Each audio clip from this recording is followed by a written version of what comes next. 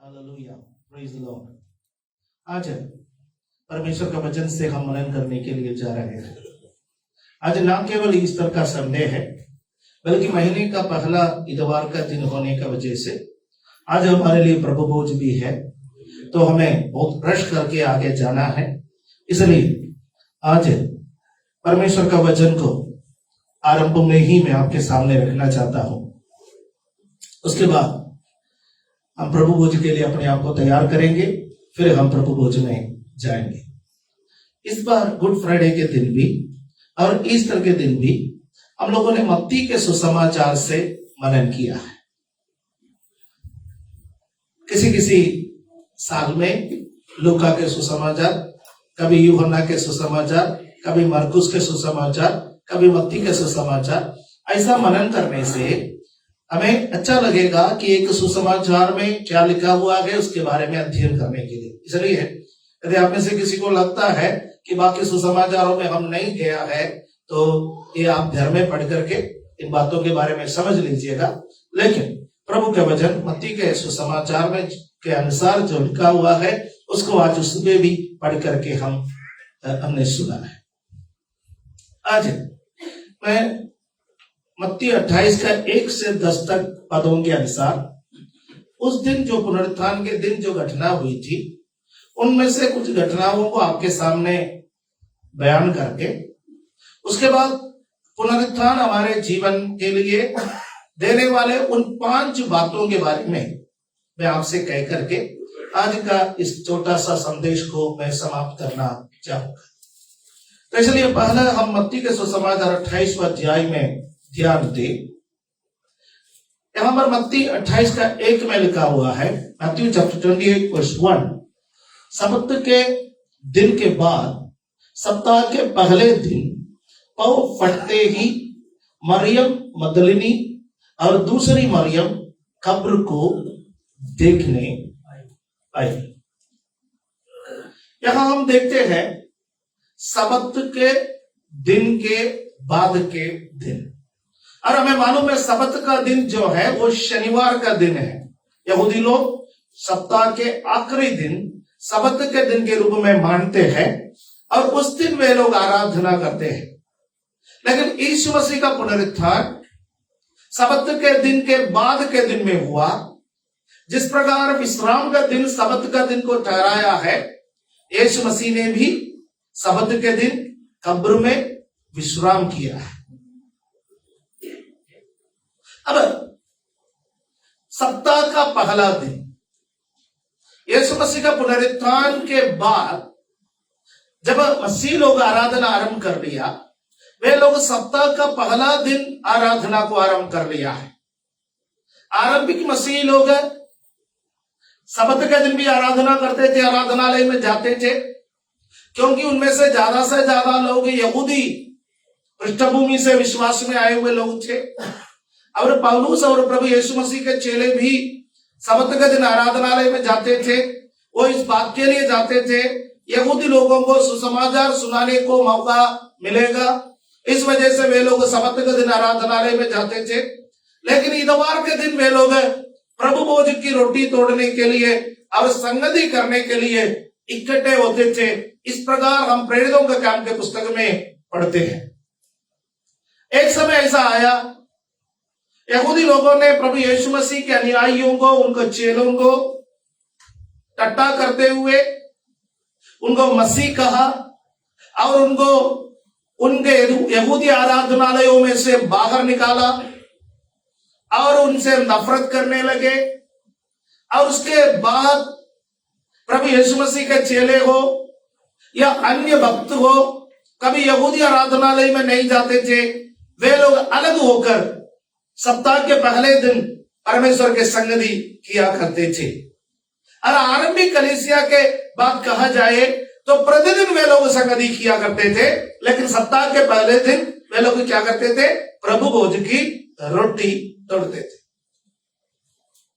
अब आप देखिए उत्पत्ति का पुस्तक पहला अध्याय उसका 3 पद को जब हम पढ़ेंगे, जेनेसिस चैप्टर 1 वर्स 3, उसको जब हम पढ़ेंगे वहां पर क्या लिखा हुआ है? तब परमेश्वर ने कहा उजियाला हो तो उजियाला हो गया। सृष्टि के आरंभ में पहला दिन परमेश्वर ने कहा उजियाला हो। सृष्टि के आरंभ में पृथ्वी पर जो अंधकार था, उस अंधकार को सप्ताह का पहला दिन परमेश्वर ने दूर कर लिया। और आप देखिए, गुड फ्राइडे के बाद चेलों के मन में एक अंधकार छाया हुआ था। समस्त विश्वासियों का जीवन में एक अंधकार छाया हुआ था। और जब सब्त के बाद सप्ताह का पहला दिन आ गया और उस दिन भी एक रोशनी, एक उजियाला इस पृथ्वी पर छा गया प्रभु यीशु मसीह के पुनरुत्थान के माध्यम से। हालेलुया। तो पुनरुत्थान आपके और मेरे जीवन में एक नई आशा, एक नई उम्मीद, एक नई उजियाला को लाता है।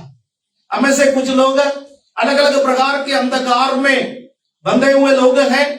किसी के जीवन में बीमारी है, किसी के जीवन में शैतानी दबाव है, किसी के जीवन में पाप का बंधन है, किसी के जीवन में बुरे स्वभाव का बंधन है, किसी के जीवन में हालेलुया आर्थिक समस्या है। कई प्रकार के अंधकार, कई प्रकार के परेशानियों में हम लिप्त हैं। लेकिन यीशु मसीह का पुनरुत्थान हमारे जीवन में एक नई आशा, एक नई उम्मीद को लेकर के आते हैं। बाइबल में लिखा है, परमेश्वर का आत्मा ने यीशु मसीह को मरे हुए में से जिलाया है। पुनरुत्थान का एक सामर्थ्य है। जब आप अपने हृदय में प्रभु यीशु मसीह का आत्मा को, परमेश्वर का सामर्थ्य को आने के लिए देंगे, आपके जीवन के अंधकार भी परमेश्वर दूर करेगा। आमीन, हालेलुया। तो पुनरुत्थान इस बात को हमें देता है कि अंधकार के ऊपर विजय। पुनरुत्थान हमारे जीवन में क्या देता है? अंधकार के ऊपर विजय। अंधकार किसी भी प्रकार का हो, उसके ऊपर हमें विजय है। निराश होने की जरूरत नहीं है। आमीन। 28वां अध्याय मत्ती 28 का 1 में, मैथ्यू 28:1, यहां पर कुछ महिलाएं, उनके बारे में यहां पर लिखे हुए हैं, मरियम मगदलिनी और दूसरी मरियम।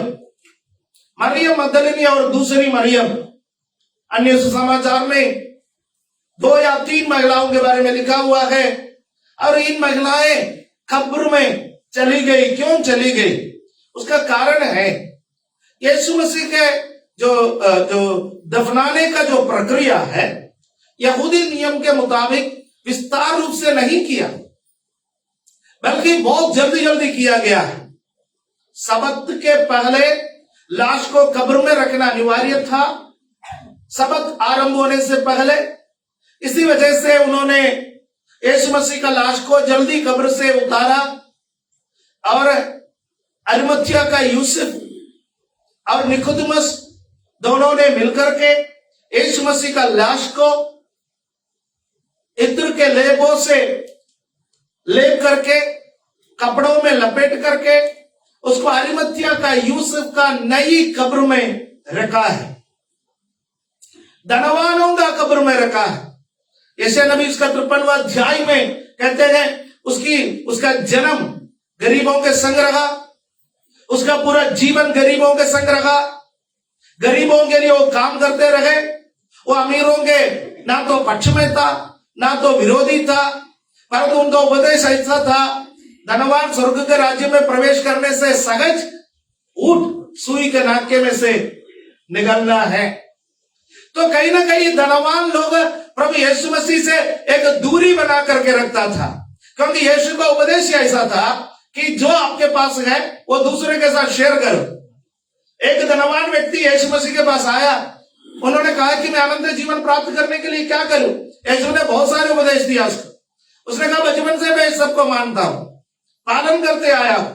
और यीशु मसीह ने कहा एक छोटी सी कमी है तुम्हारे जीवन में, जो धन तुम्हारे पास है उसको बेच डालो, जो संपत्ति बेच डालो और कंगालों में बांट दो। जब तो खुद कंगाल हो जाएगा फिर मेरे पीछे आना। हमें से कई लोग कंगाल होने के बाद ही यीशु के पास आया है। कारण क्या है? यीशु स्वयं जानता है वो संपत्ति हमारे लिए प्रभु के पास आने के लिए एक रुकावट है। हम प्रभु चाहता है कि हम पूरे के पूरे भरोसा किस पर रखे? प्रभु पर रखे। हालेलुया, आमीन। इसलिए यदि किसी के पास संपत्ति है तो दुखी होने का जरूरत नहीं है। कि हम ऐसे भी लोगों को देखते हैं जो धनवान थे, वो भी प्रभु यीशु मसीह के पीछे पीछे चलते थे, लेकिन उनकी संख्या बहुत कम थी। लेकिन भविष्यवाणी के मुताबिक जब उनको कब्र में रखा गया, धनवानों के संग रहा वो। अरिमतिया का यूसुफ का बगीचे में खोदा गया, चट्टान पर खोदा गया, उस कब्र में प्रभु यीशु मसीह को रखा। अब इन स्त्रियों को मौका नहीं मिला, जब दफनाने का समय, इत्र का लेप लगाने का मौका नहीं मिला, इसलिए वे लोग सोचने लगे तीसरा दिन हम कब्र में जाएंगे।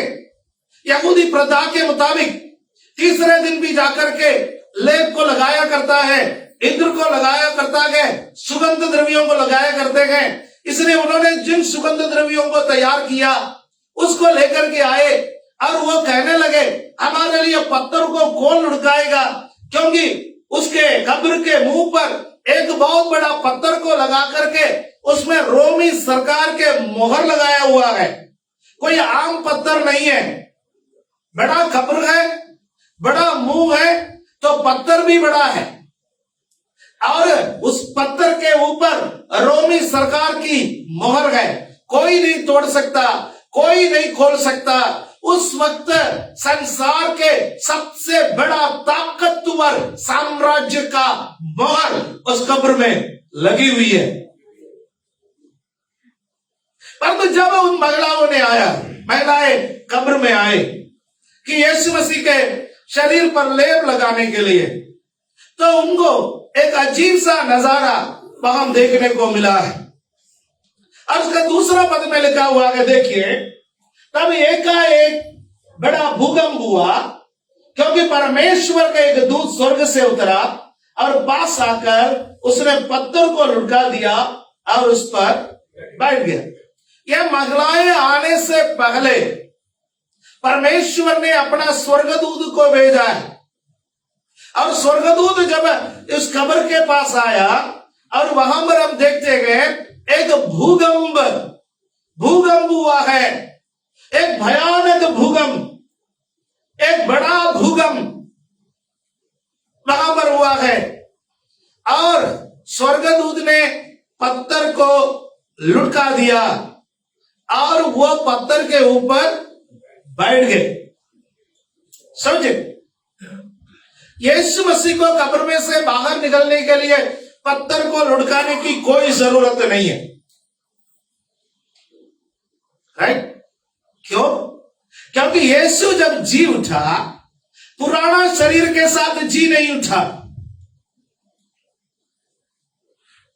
दो शब्द है, आप ध्यान रखना। एक शब्द है पुनर्जीवित होना, दूसरा शब्द है पुनरुत्थित होना। फिर से कहूं, पहला शब्द है पुनर्जीवित होना। नईन का विधवा का बेटा पुनर्जीवित हुआ, लाजर पुनर्जीवित हुआ, याईर की बेटी पुनर्जीवित हुआ। यानी उनके शरीर में से आत्मा निकल गए थे, प्राण निकल गए थे, परंतु जब यीशु मसीह ने उस आत्मा को दोबारा पुकारा, उस प्राण को दोबारा पुकारा, उनका शरीर में वो आत्मा और वो प्राण समा गए। वो फिर पुराने जैसा था वैसा वापस आया, उसी शरीर के साथ। उस शरीर में कोई फर्क नहीं था। हालेलुया, आमीन। उस शरीर में कोई महिमा नहीं था। उस शरीर को फिर से कपड़े की जरूरत था। वो शरीर को बाहर आने के लिए फिर से पत्थर को लुढ़काने की जरूरत थी। इसलिए लाजर को जब बाहर निकालना था, प्रभु यीशु मसीह ने कहा पत्थर को हटाओ, क्योंकि लाजर बाहर आना है, पुनर्जीवित होकर के बाहर आना है। पत्थर उसके लिए बाधा बनेगा, इसलिए पत्थर को हटाओ। लेकिन यीशु पुनर्जीवित नहीं हुआ, यीशु पुनरुत्थित हुआ। हालेलुया, आमीन। पुनरुत्थान और पुनर्जीवन में फर्क है। फिर से जिंदा होने को पुनर्जीवन कहते हैं, लेकिन रूपांतरित होना, जी उठने के बाद रूपांतरित होना, उसको पुनरुत्थान कहते हैं। यीशु का पुनरुत्थान जब हुआ, यीशु पुराने शरीर में नहीं था, एक तेजोमय शरीर के साथ था। लाजर जब पुनर्जीवित होकर के बाहर निकला, कपड़ा लपेटा हुआ स्थिति में बाहर निकला, और यीशु ने कहा इसका कपड़ा खोलो। लेकिन यीशु जब पुनरुत्थित हुआ था, कपड़ा खोलने की जरूरत नहीं था। यीशु तेजोमय शरीर में आ गया, तो उस शरीर को कपड़े को लपेटने की कोई जरूरत नहीं था। इसलिए कब्र के अंदर कपड़ा पड़ा हुआ मिला है। हालेलुया, आमीन। पुनर्जीवित हुआ कई लोग हैं, लेकिन पुनरुत्थित हुआ केवल एक ही व्यक्ति है, उसका नाम यीशु है। ईस्टर क्यों महत्व रखता है? ईस्टर इसलिए महत्व रखता है, पुनर्जीवित हुआ व्यक्तियों का कहानी संसार में इधर उधर आप कई जगहों पर सुनेंगे, लेकिन पुनरुत्थित हुआ व्यक्ति का कहानी आपको यीशु के अलावा किसी में सुनने को नहीं मिलेगा, बाइबल के अलावा किसी और पुस्तक में पढ़ने को नहीं मिलेगा। हालेलुया, आमीन, आमीन। पुनर्जीवित हुआ व्यक्ति कुछ साल के पश्चात फिर मर गया, पुनरुत्थित हुआ व्यक्ति हमेशा के लिए जीवित है। हालेलुया, यीशु हमेशा के लिए जीवित है, उसका पुनरुत्थान हुआ है, इसलिए यीशु को अब दोबारा मरने की जरूरत नहीं। लाजर मर गया, याईर की बेटी मर गई, विधवा का बेटा मर गया, जितने भी लोग पुनर्जीवित हुआ वे सब दोबारा मरा, लेकिन पुनरुत्थित हुआ यीशु अब मरेंगे नहीं, वो ना मरा, वो युगान युग जीवित परमेश्वर है। हालेलुया, आमीन। फिर पत्थर को लुटकाने की जरूरत क्यों पड़ा?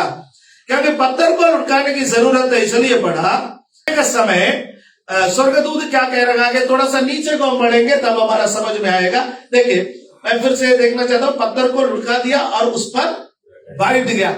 जो पत्थर एक रुकावट का कारण बना था, वो पत्थर एक आराम का स्थान बन गया। हालेलुया, आमीन। जहां आप बैठते हैं वो आपके लिए क्या है? एक आराम का स्थान है। आपका जीवन में शैतान ने जो पत्थर लुढ़का रखा है ताकि आप बाहर ना निकल सके, हालेलुया, आप आशीष ना पा सके, परमेश्वर का सामर्थ्य जब उतरेगा, परमेश्वर का स्वर्गदूत जब आपका जीवन में आएगा, वो पत्थर लुढ़क भी जाएगा और वो जो रुकावट का स्थान एक आराम का स्थान में परिवर्तित भी हो जाएगा। हालेलुया, आमीन, आमीन। यहां पर पत्थर को लुढ़का दिया और स्वर्गदूत उस पर बैठा। नीचे पढ़ेंगे 3रा पद में, उसका रूप बिजली के समान और उसका वस्त्र हिम के समान उज्जवल था। ठीक है, 4 पढ़िए। उसके भय से पहरेदार कांप उठे और मृतक के समान हो गए। यीशु मसीह का कब्र में और ना केवल एक बड़ा पत्थर रखा हुआ था, ना केवल रोमी सरकार की मोहर लगी हुई थी, बल्कि एक बड़े झुंड में पहरेदार यीशु मसीह की कब्र की रखवाली भी करते थे। क्यों? क्योंकि यीशु मसीह ने प्रचार किया, हालेलुया, मैं फिर जी उठूंगा, मैं फिर जी उठूंगा, मेरा पुनरुत्थान होगा। हालेलुया। और ये कहानियां वहां पर प्रचलित थी, इसलिए यहूदी लोगों ने पिलातुस के सामने जाकर के कहा कि ये जब जीवित था, ये पुनरुत्थान के विषय में बात कर रहे थे, फिर जिंदा होने के विषय में बात कर रहे थे, कहीं ऐसा ना हो कि इसका चेले लाश को चुरा करके कहीं ले जाए और हमसे बोले कि वो जी उठा है। इसलिए पिलातुस ने कहा, अब क्या चाहते हो?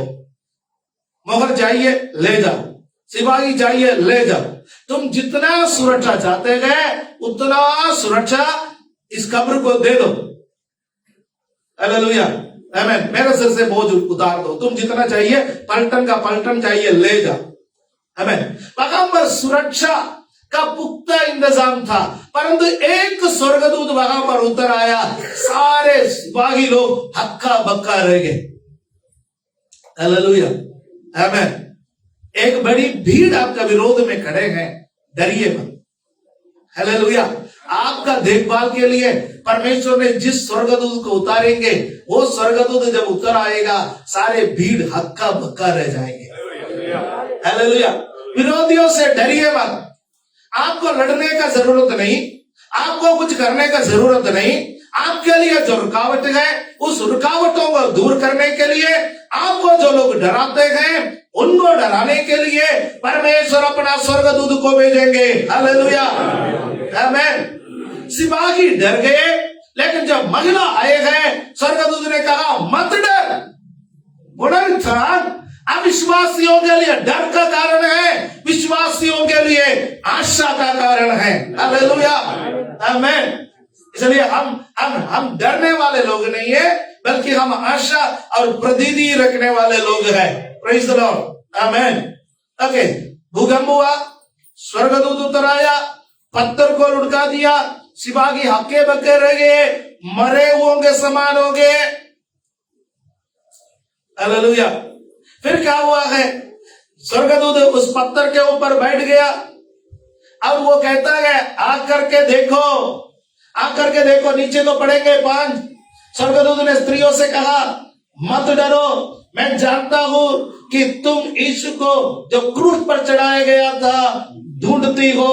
आगे, वे यहां नहीं गए, परंतु अपने वचन के अनुसार जी उठा है।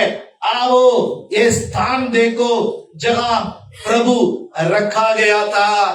हालेलुया, आमीन। आओ वो स्थान देखो जहां प्रभु रखा गया था, और तुम जीवते हो मरे हुओं के बीच में क्यों ढूंढते हो?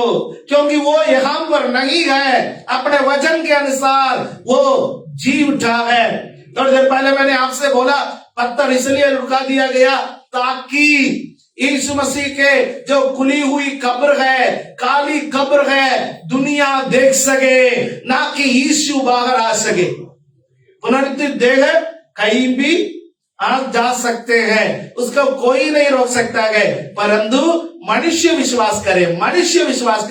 आज भी यरूशलेम में जाने वाले लोग प्रभु यीशु मसीह के उस कब्र को देखते हैं, वो काली है।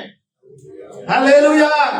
उसमें कोई हड्डी नहीं है, कोई दांत नहीं है, कोई बाल नहीं है। हालेलुया, आमीन।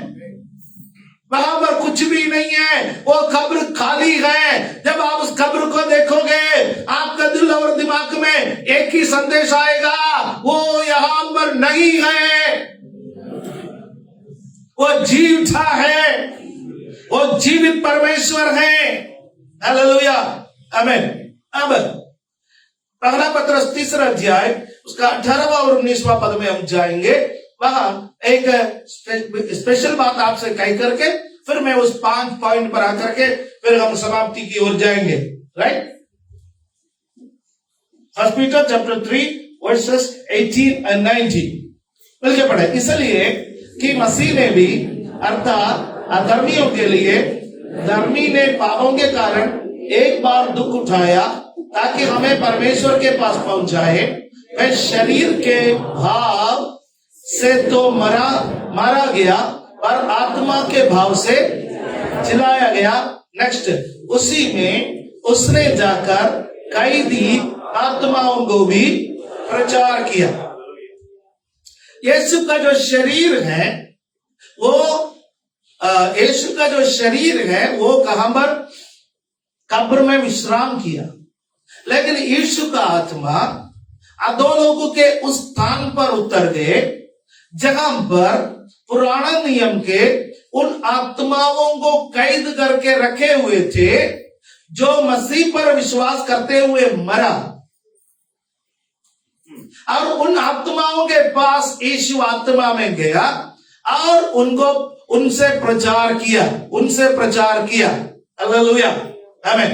अब एफिसियों की पत्री जब हम पढ़ते हैं, वहां पर लिखा है वो कैदी आत्माओं को वहां से छुड़ा करके परमेश्वर पिता के पास लेकर के गया है। हालेलुया, आमीन, आमीन। यहां पर मैं एक टिप्पणी करना चाहता हूं। पुराना नियम के जो भक्त थे, वो जब मरते थे वो जाते थे अधोलोक में। पुराना नियम का भक्त कहां जाते थे? अधोलोक में। यूसुफ के मृत्यु को जब याकूब ने सुना, वो अपने बेटों से कहा कि तुम मेरे बुढ़ापे को अधोलोक में दुख के साथ उतारेंगे। पुराने नियम के भक्त मरते थे तो अधोलोक में जाते थे, वहां पर रहते थे। हालेलुया। लेकिन नया नियम का भक्त जो मरेंगे वो पैराडाइस में जाएंगे, वो स्वर्गलोक में जाएंगे, परदीसा में जाएंगे। ये परदीसा या स्वर्गलोक क्या है? वो ही हिस्सा है जो पहले अधोलोक का हिस्सा था, लेकिन परमेश्वर प्रभु यीशु मसीह कालवरी के क्रूस पर मर करके अधोलोक में जाकर के उन कैदी आत्माओं से प्रचार किया। उन कैदी आत्माओं से प्रचार करने के बाद यीशु मसीह ने क्या किया है? उन कैदी आत्माओं को वहां से छुड़ा करके यीशु उसको स्वर्ग राज्य में लेकर के गया है, परदीसा में लेकर के गया है, पैराडाइस में लेकर के गया है। हालेलुया। इसलिए आप और मैं मरेंगे तो हम कभी भी कहां नहीं जाएंगे? हम कभी भी हालेलुया अधोलोक में नहीं जाएंगे, बल्कि हम कहां जाएंगे? हम पैराडाइस में जाएंगे, हम स्वर्गलोक में जाएंगे। वो हमारे लिए विश्राम का स्थान है। हालेलुया, आमीन। यीशु मसीह का मौत पुराना नियम के उन भक्तों के लिए भी छुटकारा और आशीष का कारण बना है, तो नया नियम के भक्तों हमारे लिए कितने अधिक। हालेलुया, आमीन। ना केवल नया नियम का भक्तों को व्यवस्था के बंधन से यीशु ने छुड़ाया, बल्कि पुराना नियम के भक्त के आत्माओं को भी प्रभु यीशु मसीह ने व्यवस्था का बंधन से छुड़ाया है। हालेलुया, आमीन। इसलिए आप में से कोई ये सोचते होंगे कि यीशु मसीह जब कब्र में लाश विश्राम किया, उस वक्त यीशु कहां गया? तो मैं आपसे कहना चाहूंगा, उन आत्माओं को प्रचार करने के लिए, उनको छुड़ाने के लिए, उनको समाचार सुनाने के लिए, उनको अधोलोक में से पैराडाइस में स्थानांतरित करने के लिए प्रभु वहां पर गया हुआ था। हालेलुया, आमीन, आमीन, हालेलुया, आमीन। यीशु के मृत्यु के बाद लूसीफर और उसके कंपनी को शायद यह लग रहा था कि यीशु समाप्त हो गया है, यीशु समाप्त हो गया है। हालेलुया। यीशु मसीह के चेलों को भी लगा, उन महिलाओं को भी लगा, उन सेवकों को भी लगा, उन चमत्कार पाए हुए लोगों को भी लगा, अब हमारी आशा खत्म हो गया है। हालेलुया। यरूशलेम से एमाउस की तरफ जाने वाले चेले कह रहे थे, हम तो ये उम्मीद में बैठे थे वो इस्राएल को छुड़ाने के लिए आया है, भला आदमी था, क्या कर सकता है? सूली पर चढ़ाया गया, मारा गया, कब्र में रखा गया, मोहर लगा दिया गया। हालेलुया। लेकिन बाइबल में लिखा है, परमेश्वर अपना पवित्र को कभी सड़ने नहीं देंगे। हालेलुया, आमीन, आमीन, हालेलुया। कालवरी के क्रूस पर यीशु मसीह ने शैतान के सिर को अदृश्य रूप से कुचलकर ईस्टर के दिन उस पर जय जयकार की ध्वनि को सुनाया है। हालेलुया, आमीन। कालवरी के क्रूस पर यीशु ने शैतान के सिर को कुचला है, वो किसी ने देखा नहीं है, क्योंकि मैं गुड फ्राइडे के दिन आपसे बोला वो अंधकार के समय पर घटा था, लेकिन ईस्टर के दिन प्रभु जब मरे हुए में से जी उड़ करके जयोत्सव बना करके बाहर निकल करके आया गया, दुनिया को एक खुला हुआ कब्र देखने को मिला, दुनिया को एक विजयी प्रभु को देखने को मिला है। हालेलुया, आमीन। यीशु जी उठा गए। हालेलुया, आमीन। ओके, समय का अभाव है, इसलिए मैं आगे बढ़ना चाहता हूँ। हालेलुया। उन 5 बातों को मैं बहुत जल्दी आपके सामने बताना चाहता हूँ जो पुनरुत्थान के बारे में हमें आज जानने की जरूरत है। ये मत सोचना खाली ये 5 बातें ही है, समय का अभाव से मैं अपना संदेश में केवल इन 5 बातों को ही शामिल कराया है। ठीक है, हालेलुया, प्रेज द लॉर्ड, आमीन। पहला कुरिन्थी 15वां अध्याय उसका 3रा पद से लेकर के 5वां पद तक मैं आपको पढ़ करके सुनाना चाहता हूँ। 1 Corinthians chapter 15 verses 3 to 5।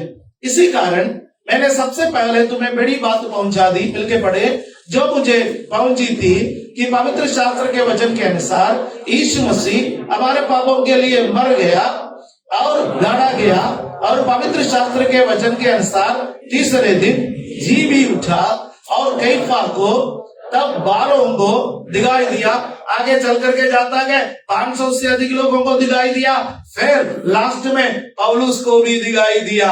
Hallelujah, ये पौलुस की गवाही है। पौलुस हालेलुया सुसमाचार के बारे में जब बताते हैं, मसीह की फेथ, मसीह की विश्वास के बारे में बताता है, यहाँ पर क्या बताता है? Resurrection is the cornerstone of our Christian faith. हमारा मसीही जीवन का कोने का पत्थर है पुनरुत्थान। हालेलुया, यदि पुनरुत्थान नहीं होते तो हम कभी नहीं कह सकते थे यीशु परमेश्वर है। हालेलुया, आमीन। पुनरुत्थान अन्य चीजों से, अन्य लोगों से, अन्य महापुरुषों से, अन्य दावा करने वालों से, अन्य अवतारों से यीशु मसीह को अलग करने वाला कौन सी चीज है? चिन्ह और चमत्कार तो बहुत सारे लोगों ने किया, बीमारों को बहुत सारे लोगों ने चंगा किया, बहुत सारे गवाहियां इधर उधर जाने वाले लोगों का भी आपको मिल सकता है। परंतु जिस संसार में जितने भी लोग आए हैं, चाहे कितने भी महापुरुष क्यों न रहा हो, चाहे कितने भी चिन्ह और चमत्कार दिखाने वाला रहा हो, वे सब मर करके जब मिट्टी में मिल गए हैं, तो यीशु मसीह मरे हुए में से तीसरा दिन जी उठा है। वो हमारा मसीह के विश्वास का आधारशिला है। हालेलुया, आमीन। मौत के साथ यीशु का जीवन समाप्त हुआ होता, वो अंधकार में समय के साथ यीशु का जीवन समाप्त हुआ होता। स्वर्गदूत ये भी कह सकता है वो यहाँ पर नहीं है, वो स्वर्गारोहण कर गया है, बात खत्म हो गया है। ऐसा नहीं है प्यारो, यीशु तीसरा दिन जी उठा और लोगों को दिखाई दिया, अपना जीवित होने का प्रमाण दिया है। हालेलुया, ऐसा कोई ईश्वर नहीं, ऐसा कोई प्रभु नहीं है, ऐसा कोई परमेश्वर नहीं है जो मरकर के तीसरा दिन जी उठा हो। यदि कोई है तो वो केवल यीशु है। हालेलुया, आमीन, आमीन। पहला कुरिन्थी 15वां अध्याय इसका 22वां और 23वां पद को पढ़ेंगे। 1 Corinthians chapter 15 verses 22 and 23। और जैसे आदम में सब मरते गए, वैसा ही मसीह में सब जिलाए जाएंगे, परंतु हर एक अपनी अपनी बारी से। पहला फल मसीह, फिर मसीह के आने पर उसके लोग। Hallelujah, amen, amen. Resurrection is our future hope. जो पुनरुत्थान है हमारा भविष्य की आशा है। हालेलुया, आमीन। ना केवल हमें पापों के बंधनों से छुटकारा मिला, ना केवल श्रापों के बंधनों से छुटकारा मिला, ओ हालेलुया, हमारे लिए एक आशा है, हमारे लिए एक आशा है। वो आशा क्या है?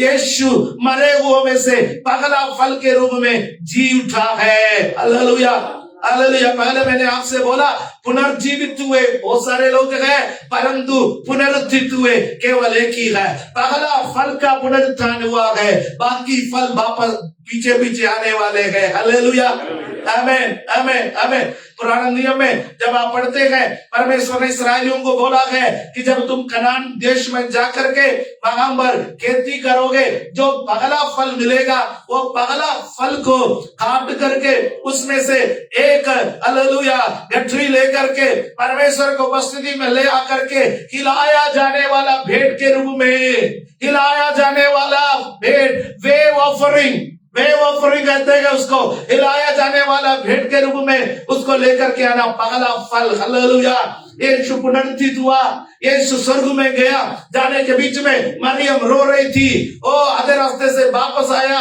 मरियम को तसल्ली दिया, उसको कहा कि मैं अभी तक पिता के पास नहीं गया हूँ, इसलिए मुझे छूना मत, मुझे छूना मत।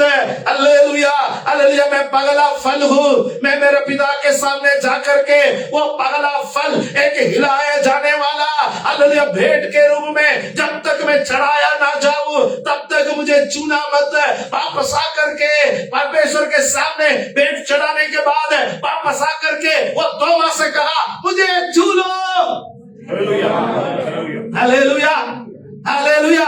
पगला फल मनुष्य नहीं छू सकता, पगला फल मनुष्य नहीं ले सकता, पगला फल परमेश्वर के सामने हिलाया जाने वाला भेंट के रूप में इस्तेमाल करना है। तो पगला फल यीशु मर करके जी उठा, पगला फल के रूप में पिता के दगने जा बैठा है। हालेलुया, और फ्यूचर होप। पहला कुरिन्थी 15वां अध्याय 51 और 52 पढ़ेंगे। 1 Corinthians chapter 15 verses 51 and 52। Hallelujah. भला करती 15 का 51 और 52, इसको जब हम पढ़ेंगे वहां लिखा हुआ है, हालेलुया, प्रेज द लॉर्ड। देखो, मैं तुमसे वेद की बात कहता हूं कि हम सब तो नहीं सोएंगे परंतु सब बदल जाएंगे। और ये क्षण भर में पलक मारते ही अंतिम तुरही फूकते ही होगा, क्योंकि तुरही फूकी जाएगी और मुर्दा विनाशी दशा में उठाए जाएंगे और हम बदल जाएंगे। हालेलुया। यीशु पगला फल के रूप में जी उठा है। एक दिन यीशु बादलों पर आएंगे, तुरही की आवाज सुनाई देंगे और जो कोई मसीह में मरे हैं वे जी उठेंगे। आप और मैं यदि मर भी गया है हम जी उठेंगे। उस समय जो विश्वासी बनकर जीवित गए वो बदल जाएंगे। हमको भी एक ऐसा शरीर मिलेगा जैसा यीशु का शरीर है। हालेलुया। मुर्दे अविनाशी दशा में जी उठेंगे, मुर्दे अविनाशी दशा में बदल जाएंगे। Hallelujah, hallelujah. आपका और मेरी आशा यीशु के पुनरुत्थान के साथ है। यदि वो पुनरुत्थान नहीं होता तो हमारे लिए एक आशा भी नहीं होते। हालेलुया, आमीन। तीसरी बात मैं आपसे कहना चाहता हूँ, हालेलुया, प्रेज द लॉर्ड। यीशु मसीह का पुनरुत्थान यीशु मसीह का ईश्वरीयत्व को स्थापित करता है। यीशु का पुनरुत्थान यीशु का ईश्वरीयत्व को स्थापित करता है। हालेलुया, आमीन। हम निकालेंगे मत्ती 28 का 5 और 6, मत्ती 28 का 5 और 6, जिसको हमने पहले ही पढ़ा था।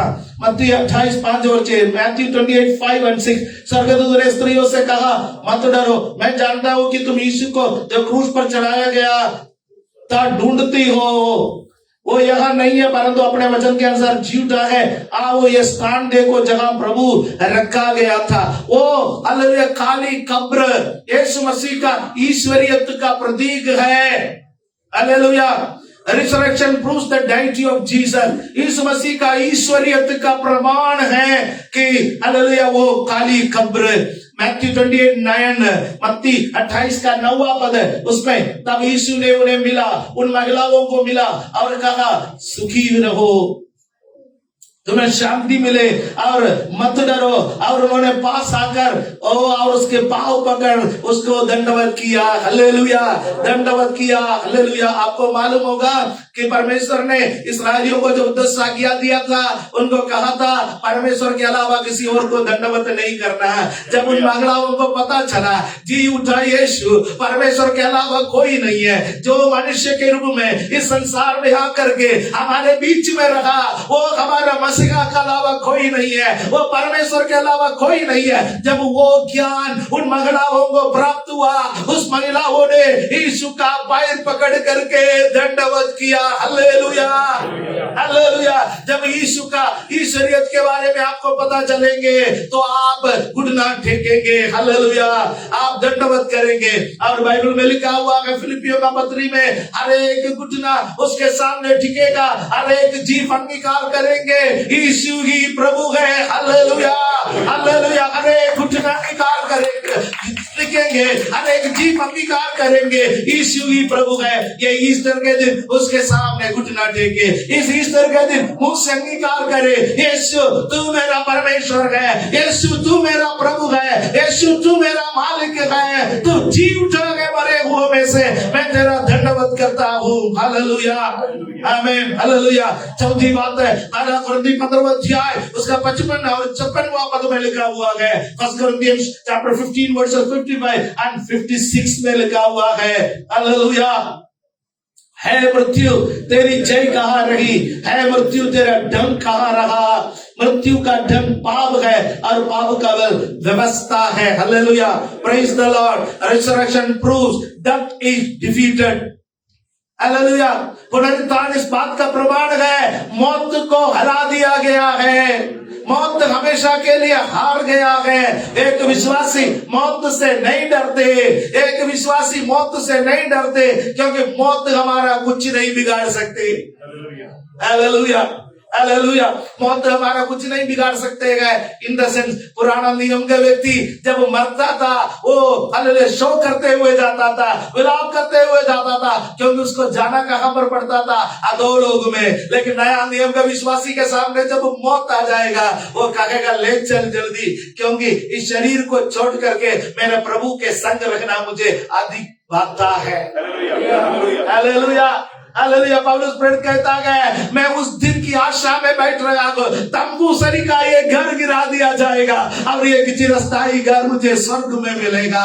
ये तंबू एक दिन उखड़ने वाला है। मौत आने का समय उसको बोलो उखाड़ दो इस तंबू को, मैं डरता नहीं हूं, क्योंकि जिस दिन ये तंबू उखड़ जाएगा मैं मेरे प्रभु के चरणों में पाया जाएगा। Hallelujah hallelujah.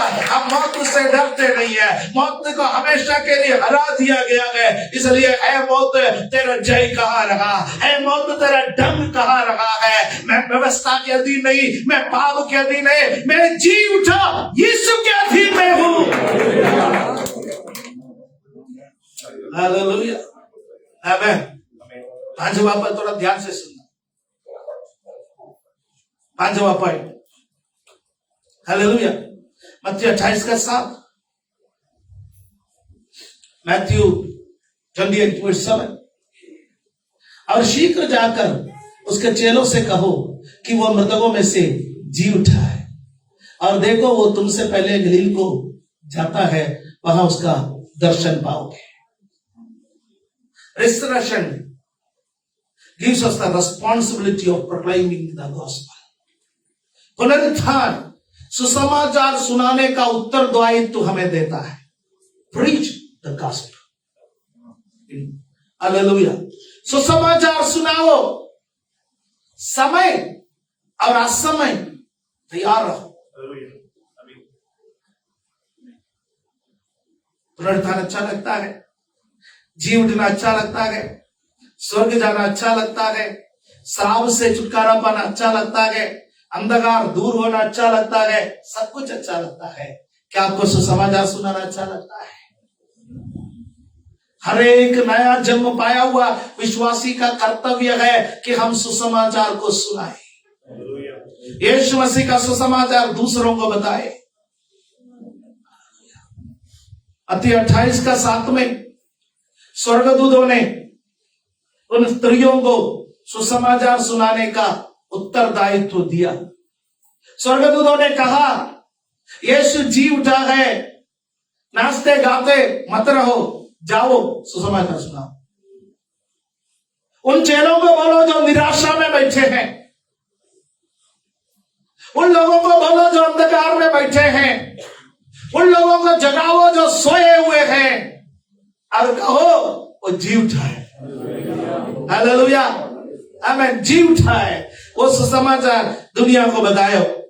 28:10 मैथ्यू 28:10 उसमें तब यीशु ने उनसे कहा मत डरो, मेरे भाइयों से जाकर कहो कि मैं गलील को चले जाए, वहां मुझे देखेंगे। मेरे भाइयों से जाकर कहो। हालेलुया आमीन। बहनों से मैं कहना चाहता हूं हालेलुया आप धन्य हैं, क्योंकि जी उठा यीशु को देखने का सबसे पहला मौका महिलाओं को मिला। सुसमाचार का आदेश पाने का सबसे बड़ा मौका महिलाओं को मिला। कई बार हम सोचते हैं महिलाएं कमजोर है, लेकिन मैं आपको बताना चाहता हूं पूरे विश्व भर में कलीसियाओं में पुरुषों से ज्यादा विश्वासियों को लाने वाले महिलाएं हैं। पुरुष स्टेज पर प्रचार करते हैं, पुरुष टीवी पर प्रचार करते हैं, लेकिन पर्सनल इवेंजलिज्म में सबसे ज्यादा महिलाएं आ रही है। अपना फेथ, अपना विश्वास के बारे में दूसरे को शेयर करने में महिलाएं ज्यादा तेज है। कारण क्या है? हालेलुया। हम पुरुष लोग ईर्ष्या करने से कोई लाभ नहीं है। प्रभु ने उनको ये पहला पदवी दिया है सुसमाचार सुनाने का।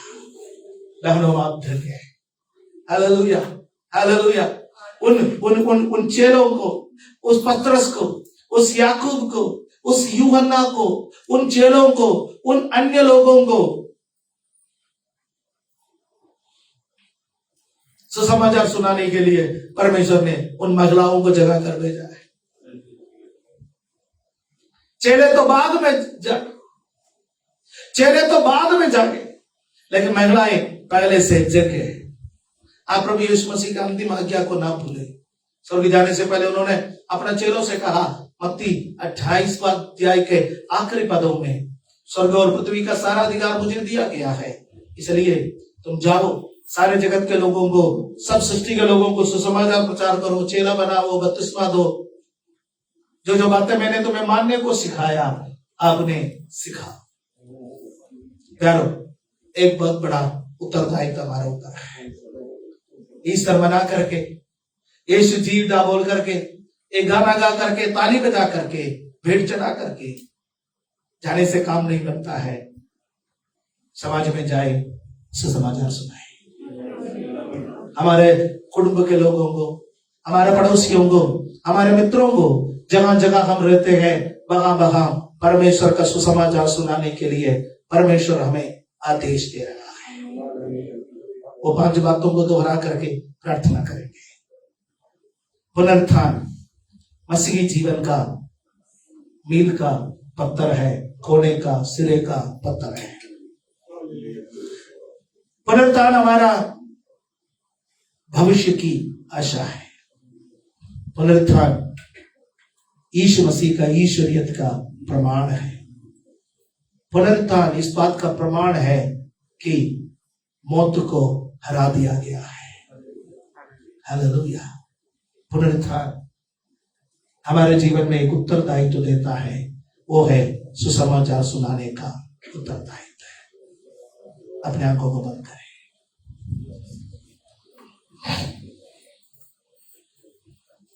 हालेलुया। प्रभु के चरणों में अपने आप को समर्पण करें। हरिमाना धीरा और शथरी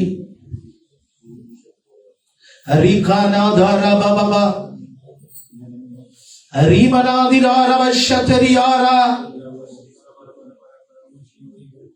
ओ प्रभु, ये पुनरुत्थान का सामर्थ्य मेरे जीवन में आए। ये पुनरुत्थान का सामर्थ्य मेरे जीवन में आए। मैं भी उन महिलाओं के समान बनूं जो कभी डरती नहीं है। जब अंधेरा था तब कब्र में जाने के लिए वो तैयार हो गई। मुझे भी वो सौभाग्य मिले यीशु मसीह को देखने का और उसका दंडवत करने का।